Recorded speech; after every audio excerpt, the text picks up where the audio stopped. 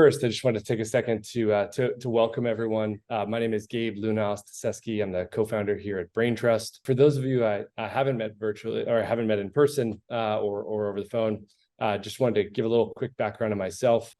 As we're in a future of work startup, I always joke that I've been unemployable since I was 18 years old. This is my fourth startup that I've been working on. And in addition to that, also been an investor in many prominent Silicon Valley companies. Which now would be referred to as kind of like Web 2 companies. And many of those were in the gig economy, which we'll talk a little bit about today. My role here at Braintrust is working specifically with a lot of our large enterprises to help make sure that we're building the right products and solutions to help them succeed. Before we dive into the agenda today, I want to take a minute to just provide a little bit of background on why this project came to be and what we hope to achieve in doing so. Adam and I have both worked in what would be called now as like Web 2. So essentially, Silicon Valley companies, marketplaces, the Ubers of the world, the Thumbtacks of the world, these things that have been known as Web 2 marketplaces. And the observation that drove like the beginnings of Braintrust was that basically when you give away your reputation, when you give away your identity, when you give away your power to these networks, as a user, you essentially lose power, you lose control, and you also lose financial outcomes. And in this old world, the business model is essentially designed to extract the maximum amount of fees from their users and essentially concentrate that to the shareholders. And what the observation for Braintrust was essentially that that's just both bad for users and it's also bad for business. What if a world existed where Uber was actually owned by its drivers? What if the content creators on LinkedIn owned the network? What if the Dashers actually owned DoorDash and could participate both in the outcomes of the business and also have a voice in the direction of the company? So Braintrust was founded with this fundamental belief that users that make their living on a platform should pay zero fees, and they should also have a voice and ownership and governance of the network. And our belief is that by creating better incentives for these users, that we could attract the best talent from around the world that want to join Braintrust, contribute to Braintrust, and be here to see Braintrust continue to grow. Well, that was a really grand mission back in 2019, and we had a lot of naysayers then. That's become more than an idea now. Currently, we've distributed over $190 million to talent across 157 countries.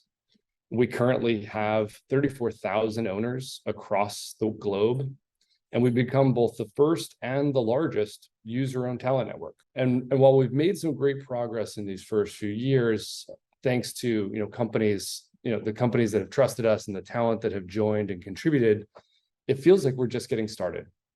And so the next milestone for us is this milestone of getting $1 billion into the hands of talent from around the world. And we're excited to have you guys on this mission with us. We believe it's important work to put power and value back into the worker's hand and also enable a new way of working for many of these enterprises, enabling them to go direct to the talent versus paying exorbitant fees to middlemen and staffing firms that are essentially taking all the margin and giving very little value to the talent. So I want to talk a little bit about what's ahead on our agenda today. First, I wanted to introduce my co-founder, Adam Jackson. Adam's going to be spending a little bit of time sharing some of the macro trends that we're seeing and also some of the data behind the scenes around hiring trends and some really exciting things that we're seeing. So Adam will go first. After that, we're going to do a session on kind of customer insights with Grady Gardner, sharing some of the things that we're hearing from other customers, some benchmarking. And then Elena will be joining to share product updates, both things that we have rolled out recently and what's upcoming on the roadmap to help our clients succeed. And then Carol will be actually joining in to do a quick Q&A. Carol's been an incredible customer at Braintrust, and she will share some of her perspective about what's working, what's not working in the talent ecosystem. And then lastly, we'll finish with a little bit of Q&A. So without further ado, I wanted to introduce my co-founder, Adam Jackson, to talk a little bit about the macro trends and some of the data we're seeing behind the scenes. Take it away, Adam. Evening, afternoon. Appreciate you guys making time for us. So if you don't know me, I'm Adam Jackson, co-founder at Braintrust. I'm CEO of a company called Freelance Labs, which is one of the core teams that builds Braintrust. Quick background, I'm a software engineer by training. Braintrust is my fourth venture-backed project. I'm an active investor in tech companies, LP in a lot of funds. And part of kind of the fun of helping run and lead this network is we get to see trends from as they're happening. We're kind of on the bleeding edge of the knowledge worker labor market. We have 500,000 almost talent members around the globe, 1,000 customers or so, give or take, mostly big enterprise customers. I want to share some trends, some leading indicators that we're seeing. So first of all, hiring. So not news to anybody here. We're in a a global macro, what I would call sort of an enterprise recession. At the beginning of the year, we had almost 3/4 of our clients on hiring freeze. Today, we're starting to see that thaw a little bit. Overall, we have fewer clients in hiring freeze. Some of them are dipping their toes back in as they do 2024 planning. Interestingly, we saw the most jobs posted in the last 12 months since September of 2022. Record amount of jobs. So it's a leading indicator of positive momentum in companies starting to come out of this and say, okay, we sharpened our pencils, our belts are tightened. In 24, we're going to start playing offense a little more. We'll talk a minute about unemployment. I think the unemployment numbers the government puts out are very broad. Obviously, there's a shortage of unskilled labor. The skilled labor market is sort of the opposite story. We've unfortunately gone through massive layoffs over the last year, which has put a lot of knowledge workers back into the labor market. So I'll share some of the stats that kind of are downstream from that. So we've had over 290,000 new talent signups just in the first 9 months of this year versus 40,000 in the same period last year. More talent sign up to Braintrust in the last 3 months than we saw in all of 2022. Again, largely from the tech layoffs. So these are qualified folks, many in the US, folks that companies spent money on recruiters to go get, right? So very, very dramatic swing from 18 months ago. We'll talk a little bit about rates. So because there are more talent competing every job, we're seeing rates soften about average decline of around 23% quarter over quarter for our top 3 roles, which are engineering, product design. And as a reminder, that one of the things that makes Braintrust unique, as Gabe said, we're a user-owned network. So the rates are market driven, right? So talent set their own rates. So if someone really wants to get that product management job and they're willing to do it for 120 an hour instead of 150, that's what the rate is. And that's what our system shows, right? It's a true marketplace. Unlike if you go to a big staffing firm or a big design agency where kind of the price is the price. One of the bright spots, which I'm sure is not totally mind-blowing to anybody on this call, is AI. So the one category, AI is completely immune to everything I just said. It's almost the opposite. In fact, 16% of all jobs on Braintrust right now are in the AI category. As a side note, I firmly believe AI is a technology trend that will end up creating more jobs than it destroys. It will certainly obviate the need for lower level jobs that do a lot of repetitive tasks. It is giving birth to a whole new set of skill sets. I mean, I didn't even know what a prompt engineer was a year ago, and now I'm hiring them, routinely. So demand for these skills is huge. Every business should be thinking about AI. I mean, but whether you're consumer packaged goods or pure tech or industrial or automotive, everyone should have a strategy or should be thinking about it. So I wanted to throw that out there. If you're kind of wondering, like, how should we think about this? We're here to help. You can either post a job on Braintrust and have an AI consultant or product manager help guide you. You can even contact me or someone on the core team, and we'd be happy to help as well. Braintrust is we're embedding AI in every aspect of our marketplace, so happy to help there. Next topic is remote. Everybody knows the world was forced into remote only several years ago, and is now sort of thinking about, are we hybrid or do we bring people back to the office? And What we're seeing is remote is almost like it's table stakes now for a lot of tech talent. So obviously there's plenty of jobs that can't be done remotely, but for designers, engineers, product managers, project managers, DevOps, security people, they've moved to where they want to live, and remote is the only thing they want to do. So we're about 90% remote on Braintrust. We're starting to see things thaw out here, and we think Q4 will probably be kind of like Q3, but as we get into 2024, things starting to turn around here. So anyway, if you're hiring, it's a good time to be hiring right now. Let me pass next over to Grady Gardner. He runs one of the other core teams in the Braintrust network called Distributed Labs. Over to you, Grady. Yeah, hey everybody. Very nice to meet you. I'm based here in Denver. Yeah, so for those I haven't met, I've actually met quite a few of you on here.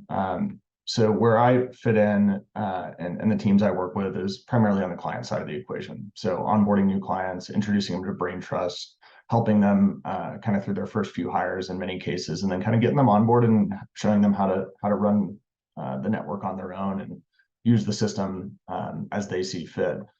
And what I wanted to do first off, we've got a bunch of new logos that we just brought on over the last couple months here. This is the enterprise logo base. We've got a couple hundred small businesses that's on the back end. And for those of you that aren't as familiar, Braintrust in general serves kind of all categories of customers, anybody kind of hiring IT, marketing, or creative folks, which tends to be most organizations. We've got very large enterprises, everything from Walmart down on the Fortune 500 to lots of small startups who are trying to hire their first software developer, their first designer, or even a CTO. So I want to welcome you guys. I know there's a bunch on here as far as new customers that are actually on this call. This is the Enterprise Squad, and welcome to Braintrust. I next want to go through a few different highlights for you guys on kind of what we're seeing on the front lines. So I fortunately get to talk to lots and lots of customers every single day. Probably 6+ hours of Zoom calls with live customers 5 days a week, if not more. And so we see kind of everything that's happening across from a hiring trend perspective, everything from like large companies to small across every industry as well. So I want to share some of the kind of like newer stuff I've seen in probably the last, 1 to 2 quarters. Some of this will be new, some of it probably not. So the first thing that I've noticed kind of en masse here is the problem that we at Braintrust seem to be solving for customers right now is like quite a bit different than it was, say, a year and a half ago. A year and a half ago, it was all focused on, hey, I've got so many job openings, I can't attract the talent I need, right? I can't get the people to apply, I can't find the right folks, they're not out there, they're not available. And we were able to come in and help introduce great talent to them that they might not have found on their own. The fundamental problem we're seeing now is actually quite opposite, which is, hey, I actually have very few job openings, to Adam's point, and there is a lot of talent out there, and there's new tools for them. So things like AI application tools, which allow people to, quickly apply to many different job opportunities all at once, and increases that volume quite significantly. So like the problem we're seeing now that Braintrust is helping to solve is, hey, I post a job, and instead of getting 100 resumes on LinkedIn, I get 2,000 now. And I've got to sort through the chaos to figure out what are the 5 or 10 people that might actually be a good fit for me to bring into interviews. So we're seeing a lot of people come to us with that problem now, saying, hey, I can't post this externally anymore. I need you guys to help me narrow this down very quickly and point out the best candidates so I can save my time for my team. It's like, that's been a pretty big, interesting shift. The second one has been kind of this vendor consolidation. So resonates for probably large companies here, which is people are taking the time right now to take a look at who they use for staffing and vendors and contracting and all these things. And they're saying, hey, we've been bringing on so many partners to help with all these things over the past few years because it's been such chaos hiring that we now need to take a hard look and start reducing them pretty dramatically. And what we've seen is like the core areas that we tend to be really good in, which is great quality talent, make it super easy to find them. So speed and then cost is like really what everybody is centered on. And we're seeing these like really large programs moving from 50, 100+ staffing providers, specifically in IT, down to like, here's my priority 5 or 10 suppliers. And then during that same period, we've actually seen our like adoption increase within these large clients as well, meaning we're being brought on to as many or more new clients than we were, say, a year or 2 ago, meaning they're seeing our value, bringing us in while they're kicking others out, which has been pretty interesting to see. But there's a lot of like tightening of kind of the requirements and the expectations, which we love to see because we actually think it's better for clients and talent at the end of the day. The next thing I've seen quite a bit of is kind of this like idea of kind of pre and post COVID, bad hiring environment, good hiring environment, and kind of like what people have done shifting wise. And so kind of pre-COVID and a talent tight market, it was, hey, let's open up our hiring parameters. We're going to hire anybody anywhere. I want the best skills. I don't care where they're located. And we've seen a lot of tightening happening as of late, specifically in kind of two areas. One is going to be like location based, and the types of companies doing that. So for those of you who are on here, the trend I've seen is those that were doing it kind of poorly before or too restrictive, meaning think of big banks, think of big insurance firms who are like remote only, or excuse me, in office only, one location. They're drifting back that way. What I foresee people forgetting is that they actually moved into this global environment to find talent. And now they're drifting back into some of these old habits that, by the way, talent are not ready for. Like the best talent in the world are not ready to go back into office full time in a very specific location or move anywhere for that matter. So I'm seeing clients kind of shift back that way, and we're trying to pull them into this, hey, keep what you're doing that's working. Let's keep this open environment and let's bring the right talent in. And how that has translated to fill rates, which I think is pretty interesting as well, is basically like every restrictive category you put on from a location or time zone specific basically drops our fill rates on average by about 10 to 20%. So meaning you go from like global talent to maybe multi-time zone or multi-country to single country, single time zone to single city or multi-city. We're seeing them drop kind of 10 to 20%, where when you're open to global remote talent versus in office in a single city, we're seeing our fill rates drop by over 60%. Like it's very obvious that talent do not want to do that. So my advice for most folks that we talk to anyway is like, let's keep the parameters open because it is very interesting and you want the best talent. Lastly, on my side, it's just demand for new categories. So we're seeing a widening into two new categories, and we can kind of move forward here, which is specifically in the creative and marketing side. So like we've been core stack in the IT groups and software development categories. We've seen a lot of companies as of late, as they're tightening up their belts, HR, marketing, recruiting have taken big hits in the form of layoffs, and people are hiring people back as contractors. And we've seen a lot of uptick in our marketing and creative categories as people bringing those back in. And as such, we've expanded more and more into those categories as they become a higher percentage of hiring. So for those of you that don't know, like a lot of people don't even know we do those categories, but marketing, creative, digital, from that perspective is like really, really good spots to use Braintrust at this point. The next big category, which is obvious, is on the AI side of things. So as Adam mentioned, we're seeing it across not only new AI companies who are coming, but big companies who are trying to incorporate AI into their strategy. So big companies that are legacy business. And with that, we've been beefing up our skill set pretty dramatically on the talent side to help serve their needs. And this is one of like the very unique things that you get with Braintrust is you're not going out and headhunting all these folks. You open up these categories, referrals, and people are coming in very fast. And we're seeing a lot of success attracting the talent with our model that most others cannot right now. Like your traditional staffing firms, agencies, they're just not able to move as fast in kind of new core disciplines that are now a very large portion of what we're seeing client demand for. And then the last thing for me, we've done, I think, kind of historically, externally, not a fantastic job broadcasting kind of the breadth of what we do here at Braintrust.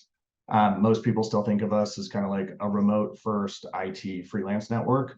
And we do so much more than that at this point. That was us 4 years ago. Us now is a very different solution. So we're working on kind of upgrading this. We've talked to many of our clients about these things, but trying to project it more externally on the things that we actually do that are actually the most valuable for many of the clients we now have. So contractors, both 1099s as well as W-2 equivalents, EOR globally, we can hire both. We do a lot of contract to hire and direct hire now. Those are two big categories that are new in the last 12 or so months. Plus, we've seen a ton of our enterprises really get focused on compliance. They want EOR, employer of record globally in many different countries, which we can now offer along with a whole variety of these other things that I think people are like generally kind of unaware that Braintrust now does. And it's fitting into people's broader solutions as they're trying to consolidate point solutions into something that can take on more, which is exactly what we're consolidating for our customers. So it's a good opportunity to, if you're a customer out there and you didn't know we did these things, or there's certain things in here that you want to talk more about, please let me know. And with that, I think that's it for me. I am going to pass it off to Elena, who is head of product here at Braintrust. Thanks so much, Grady. Hi, everybody. I'm Elena. For those of you who haven't I got to hear from me, I've been in product for over 20 years, like Gabe and Adam, mostly Web 2 marketplaces, but I started my career at BlackRock, which is a large financial platform, and then moved to OpenTable, Liquid Space, and Nextdoor to build out those marketplaces and social networks. And so what I wanted to share with you today is just some of the things that we've worked on and released in the past quarters for clients, and also share with you what's coming up both for you, for hiring managers, and the investments we're making into our fantastic talent community. Our vision is to become a comprehensive hiring platform for you. So in 2023, we focused on the basics. So really enabling clients to join hiring managers and simply post their jobs and hire without any people intervention. So with that, this past quarter, over 1,000 clients have joined us and posted jobs in a way that they weren't able to do before. The second piece, and Grady talked about this, is as customers are restricting where they want talent to come from, we wanted to make sure that we show that to clients and show that to talent so that they don't waste their time applying for jobs that they're not going to get hired for anyways. So we've spent a lot of time on just making sure that people are where they say they are, talent verification on location, and also restricting people from applying that either don't fit the time zone or the location requirements. And a third one that I don't have an image for because it's invoicing and it still looks like an invoice, but just cleaned up a lot of pieces in the back end to make sure that talent submits their invoices on time, that you have that comprehensive place to see all the people working for you, and so that people can get paid on time.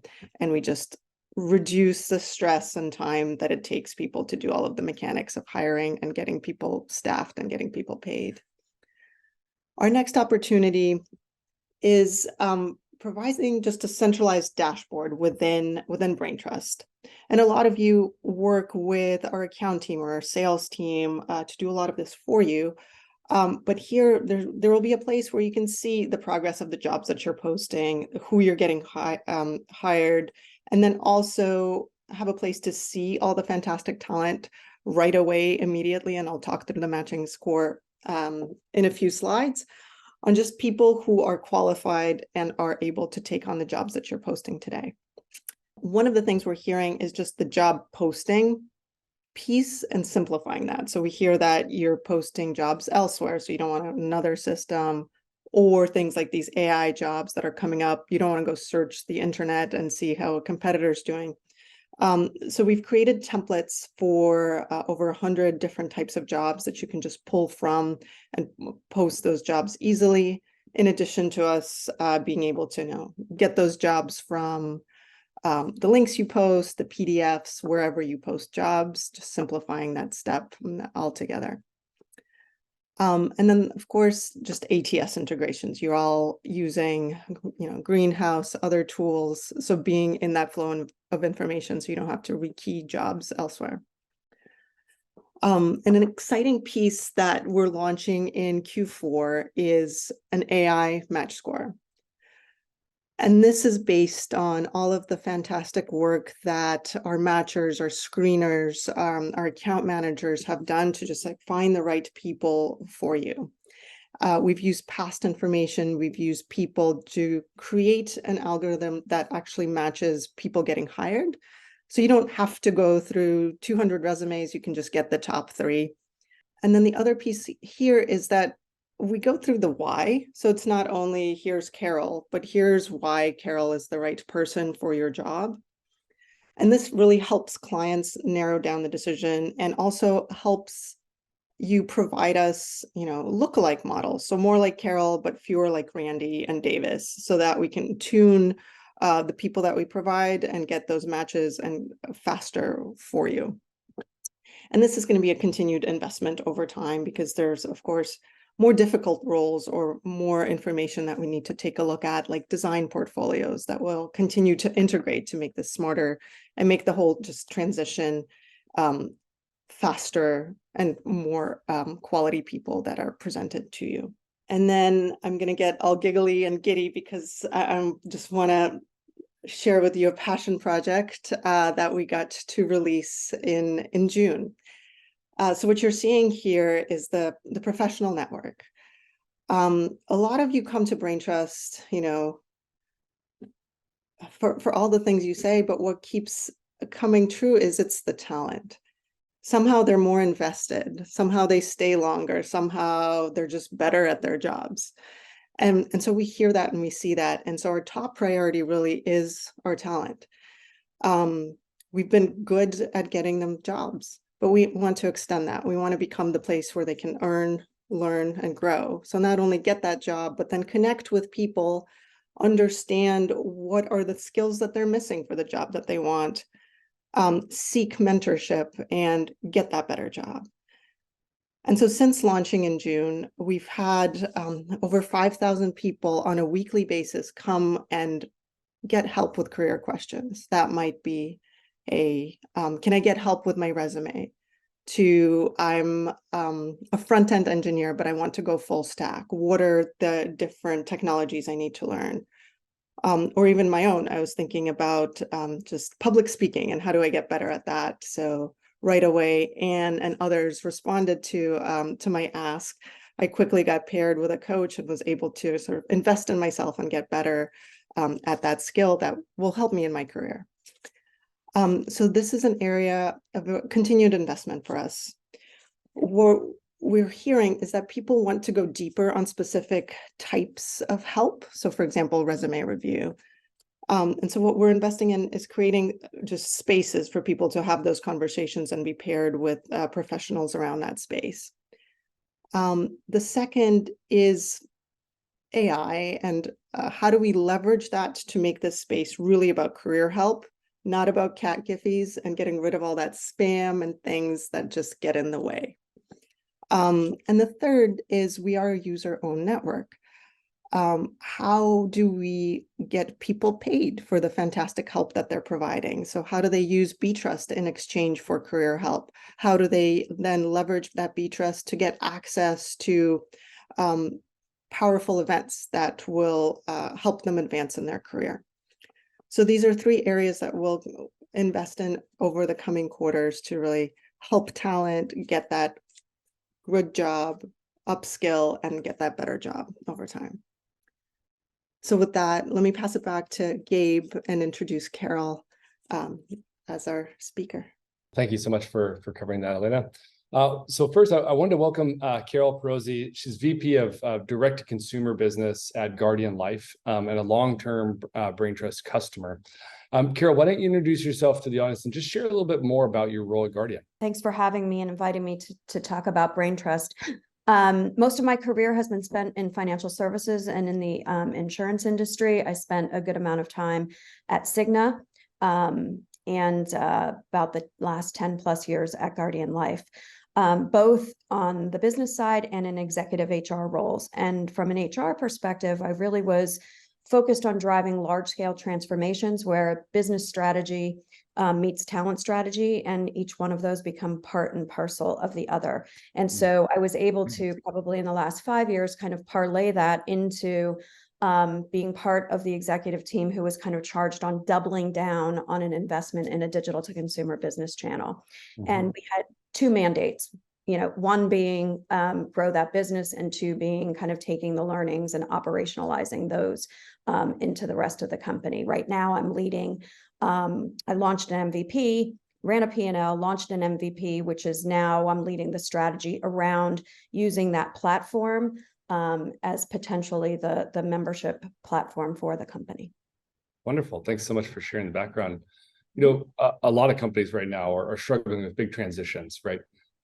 And going into kind of this next year, talk a little bit about like what are the 2 or 3 biggest challenges that you're facing right now, in the work that you're doing? Yeah, so not unlike what you've all touched on. Number one, I would say competitiveness and the costs associated with it. So as we're thinking about our strategy, and in particular for me and what I'm trying to drive in terms of the company's strategy to move from being a traditional insurer and a trusted advisor to be a champion of well-being. We don't have we're not the only ones looking to be seen that way in today's world. And so how do we kind of establish not only our right to play, but our right to win? And then internally, it's all about what everyone or lots of people are experiencing in terms of costs and expenses, and then talent, making sure that we have the right people, especially in the digital space, to be able to deliver on pretty big challenges. Oh, so it sounds like, both positioning challenges in the market, like kind of carving out your spot, and then also like finding the right people to help you on that journey. Can you talk a little bit about maybe solutions on finding the right people to help you on that journey? I'm sure we're one piece of a bigger puzzle, but I'd love to hear your kind of perspectives of the landscape. Yeah, and so like I said, about 4 or 5 years ago, when we started to operate, and we had this mandate to operate as a startup within a bigger company. And so I think it kind of started there because it gave us and not a bigger company, but a bigger corporate company. And it kind of gave us the freedom and the flexibility, along with the extreme accountability, to deliver. And so what we developed is this talent model, 3-pronged talent model, where we had our full-time staff, but we knew that we needed to close some very, very significant capability gaps. And we needed to move faster, and we needed to actually, raise the bar for our talent. And so second prong was really that freelance, which I'll come back to. But the other, the third part was like, sometimes you need to, for example, hire a dev shop to get something done. You've got 3 months, no matter how many people it's going to take to do it. And we started to use that less and less, the more successful the freelance prong became, and with Braintrust being a very big part of that. And maybe you can go back in the rewind machine, trying out something new, especially new talent models, a user-owned talent model, even maybe it's probably, given that we're the first one, is probably, creates a little bit of anxiety for a corporation that's trying to move fast and reduce risk. Can you talk a little bit about like maybe what you found valuable, or what stood out for you as you were navigating that challenge in the early days? I became intrigued. It's actually, I was kind of thinking about this. How did I even, become aware of Braintrust? And I remember it was through Grady and being in a network with Grady, and kind of doing some research when we knew that we needed to operate a bit differently, and use and kind of like flip our model on its. And so in doing the research, and I was just intrigued by the value prop. I was intrigued by kind of changing the way work works. I was intrigued by the user model, where the transparency, and having spent some time in HR, like knowing that it just wasn't right. Like there wasn't transparency on the talent network, on the part of the freelancer, and for the hiring manager, and certainly for the company. And so talked with Grady, and there was some, kind of apprehension. We had the benefit of being able to kind of skirt some corporate processes in the very beginning, because we sort of had this, protected business unit status. So it was really up to a very, myself and a couple of other people to be able to say, let's give this a try. And we have never, ever looked back. And Braintrust has been, and we have used a couple of others. The corporation obviously uses a few others. But I think Braintrust is, especially for the kinds of roles that you fill, and the talent that you've brought to us, has been a real win. Wonderful. Well, listen, one of the interesting things that we've seen with you, and actually many of our other customers, has been they kind of start as customers, and then they become these kind of like informal ambassadors, right? It's like, spreading the word, spreading the mission, and kind of helping the movement. you've referred a bunch of people to Braintrust, not just, within your own organization, but in many other organizations. Maybe you could share, like, how do you share the story with them, and maybe what have you heard from the people that you've referred to Braintrust? Okay, so I really first talk about the talent, and in my experience and in our collective experience on my team and our leadership team, we've just found that the talent is at the same level and most often above what we get from other networks. Yeah. What I find, though, and I really believe is that the reason for that is because of your kind of the whole user-owned model. So it's not, that same freelancer might be on multiple networks. Yep. But I believe that they are better for having been part of kind of the placement through Braintrust Yep. to Guardian. And so that's part of what I kind of say as the real value proposition, because the quality of talent is first. The whole way you operate really, I think, drives that quality of talent. And there's flexibility, there's the transparency and cost, there's the efficiency that we're able to drive. There's multiple kind of secondary benefits, and why I think we've had such success. But I think all of those things kind of drive that quality of talent where you're differentiating yourself. Well, it's great to hear from you, and I think a lot of other leaders benefit from hearing about your really innovative perspective, like solving a really challenging problem with limited resources within a corporation, expected to be kind of a startup within a much larger org, and then navigating, like, how do we actually find these people maybe that we've never had to find before in a really short period of time without the huge recruiting arm behind you. So I think it's great for you to share that, and for other folks to hear that it is possible. I think sometimes people who are hesitant, it's mostly because they have worked with the same kind of provider for a long period of time, and they're worried that, this relatively new startup is not going to be kind of flexible with our corporate kind of processes, especially when they hear me say, like, that's how we started. Yeah. But I reassure them that you all have been very flexible. We've had, bumps in the road, but never have we felt like, this is not somebody who's going to kind of be flexible and move around that. We've been through that process of, vendor selection and making sure that you're a corporate vendor and all of that kind of stuff. And never has it been an issue. So. Well, Carol, thank you so much for being one of the early partners for us, for being a huge champion, and also for taking time to share your experience with some of our other customers today. Thanks for having me. Now, Anne, I wanted to pass it over to you for some Q&A here. Awesome. We've been getting some great questions in the chat. Keep them coming. We got a few also from people who registered when they joined. So I was going to hit those first, and then I'll be sure to hit the ones in the chat. So one of the questions we got, and Gabe, why don't you take this one, is what makes you different from Upwork or other marketplaces and agencies? And part two of this question is, how can you operate with such low rates compared to many other suppliers? Yeah, great. Happy to cover this one. It's funny, this was one of the ones that we got when we were first, raising the seed capital for Braintrust.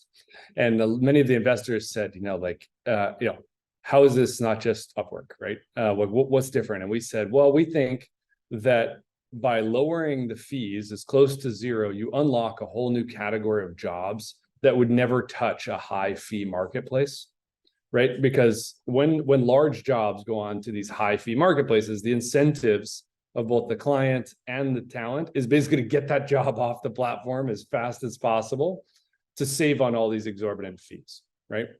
And so you kind of see that in the business model of the Upworks, which is, like, I think the average job size is somewhere in the neighborhood of $299, right? So it's great if you want to, do a WordPress site.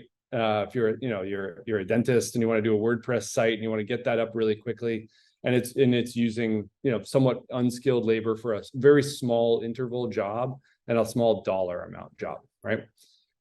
If you contrast that with, the kind of things that are on Braintrust, I think our average job size right now just crossed $90,000, and is typically like 9 to 12 months in duration.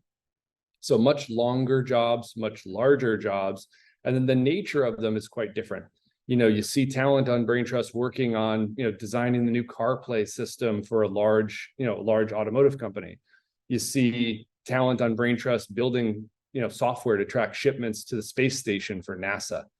So that's really the impact of dropping the fees as low as possible and giving away ownership as widely as possible. As you create better incentives for the talent, and you also, create a lot of stickiness with large ongoing projects, which again just attracts more talent. So it's really comes down to the incentive model and how that attracts higher quality talent and larger duration jobs from large enterprises. So I think we are the first, talent network to really have this kind of enterprise adoption, and I think it's because of that kind of low fee model. So then the question becomes like, how do you do that, right? Like, how do you operate at that how do you sustainably operate at that kind of low fee model? And the way that we do that is through two things. Number one is like we build software to do things oftentimes that people have done. So, this year we're on pace to do just under $100 million in revenue. We'll do that with approximately 36 employees and a giant community of contributors. So that's the difference, is that like if you were going to build an Uber today, or if you were going to build an Airbnb today, they would have very, very small core teams and giant communities that contributed to the success. So the simple answer is that we actually run very, very lean. We don't spend a lot of money on marketing programs, because we've got people like Carol that are spreading the word and helping to get the word out about Braintrust. And we build software to do things that traditionally in this old world were done by, armies and armies of people, and huge, billions of dollars spent on Google AdWords and things like that. So that's really the difference of like how we can operate at such a low margin. And going back to my early quote is like, there's a famous Jeff Bezos quote that says, "Their margin is our opportunity." And that's kind of how we've always operated here at Braintrust. Is traditional staffing firms, et cetera, operate at like 20 to 70% margins and basically keep all of that for themselves. We operate at a much smaller margin, but push the value back to both sides of the network. And by doing so, we're able to grow faster at a much lower, operating costs. So hopefully that answers that question. Happy to do a follow-up if necessary. Next question, we'll toss to Grady. Question, are you US only or global, and what countries do you support? So I guess starting on the talent side, very, very global for both, by the way, is the answer. But on the talent side, we skew everywhere. I'd say our biggest markets are going to be US, Canada, North America. And that's primarily because many of our early clients were located in which they were demanding kind of US or North America talent. So we started there, and it's still the lion's share of our talent community, probably 50% or so of those that get placed on the projects. Next big grouping is going to be Europe and Eastern Europe. We have a very strong population in pretty much every country over there.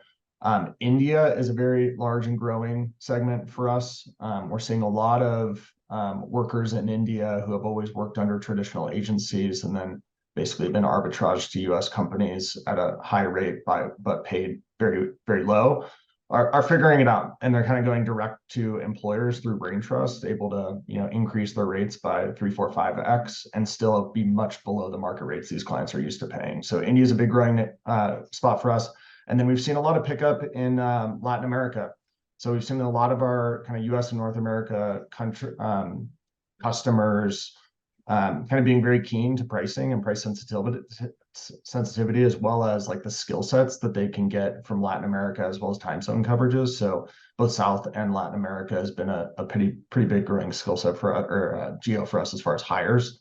And then on the client side of the equation, we still skew, like we work with a lot of very large global companies, but a lot of them have like the US teams that we work with. So The teams that we work with in many cases are actually based in the US, but they're hiring globally, which is why we beefed up a lot of our international compliance and EOR capabilities as well, where we can now do either contract or EOR, and I think it's 130 plus, maybe 140 plus countries. So from a talent perspective, if you're interested, we've got global talent and we've got a lot of them who are looking for great work for US and non-US companies.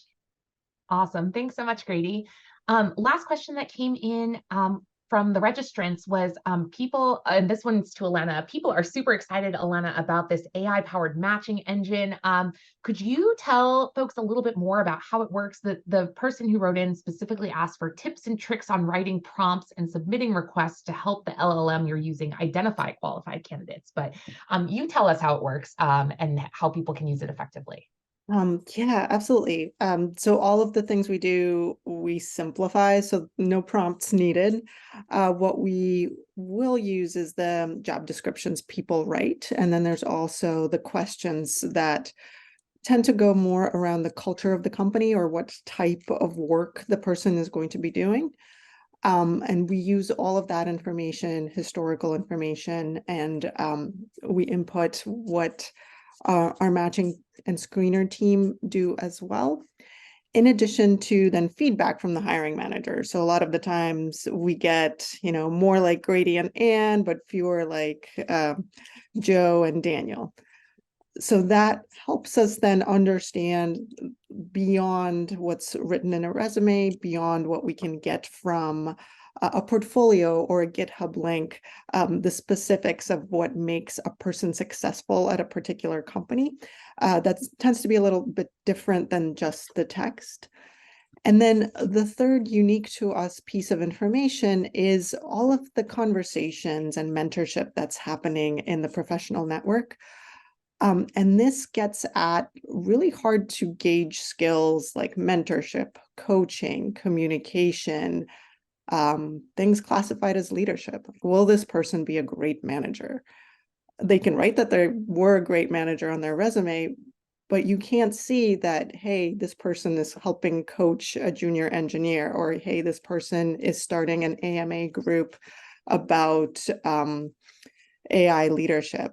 And this is information that is unique to our ecosystem that continues to grow. And as people help each other, we're able to then understand those signals and leverage those signals to really help match the right people for the types of work and the types of jobs that you all have. Awesome. Thanks so much, Elena. So I think we've answered all of the questions from the chat and the Q&A. So, given we only have a few minutes left here, I want to make sure Gabe gets a chance to close this out. So Gabe, over to you. Wonderful. Well, I wanted to just provide a few different resources, for those of you that are hiring right now, thinking about hiring, thinking about building an AI strategy or looking for talent for respective projects. You can go directly to Grady Gardner and he'll get you routed to the team that would be most suited to help you. If you're not hiring, but you're interested in getting involved in the movement, helping to make this vision a reality, and also helping your peers, we have a connector program that anyone can sign up on. We have hundreds and hundreds of connectors all over the world that are referring clients, referring talent, and essentially earning Braintrust as a result of doing so. So it's a great way for you to both help talent that help companies that and also to essentially be building a portfolio of Braintrust and using that to vote on the future of the network and also participate as this network continues to grow. So invite you to be a part of that if you're not hiring, but you want to find a way to get involved. If you're interested in staying in touch, obviously we will link to social channels. If there's other questions that you have, we'll send a follow-up survey. We also have a help center support. If anyone has an existing job, has a question, concern, anything like that, that's a great way to reach out. So without further ado, I just want to thank everyone for joining. This is the first of hopefully an ongoing process of sharing out the developments of this network, sharing out some of what we're seeing behind the scenes with data, with hiring, and sharing a little bit about what's on the horizon. So thank you so much for joining the first one of many to come. And appreciate Carol for joining us as a panelist. Really appreciate you being a customer and also sharing your insights here.